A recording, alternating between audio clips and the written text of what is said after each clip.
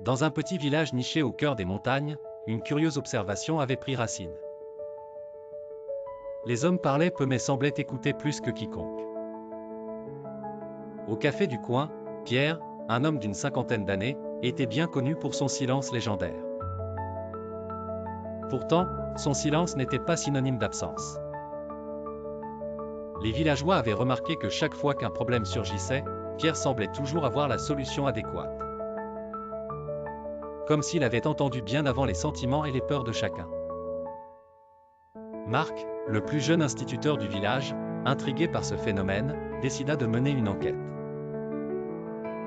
Il invita Pierre à partager un café et, d'une manière plutôt inhabituelle, posa des questions sur les secrets du silence.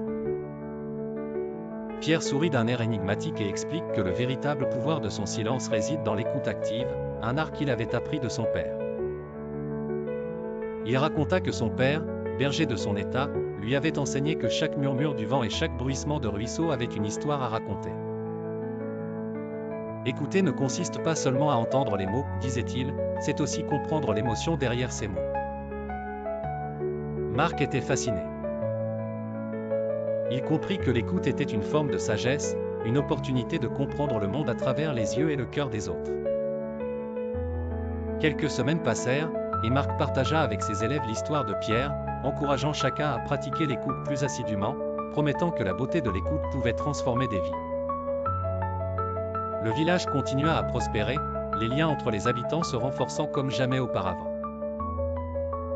Et Pierre, bien qu'il restât silencieux, continua d'être le pilier silencieux de la communauté, prouvant qu'au-delà des mots, une ombre attentive peut devenir la lumière dans l'obscurité.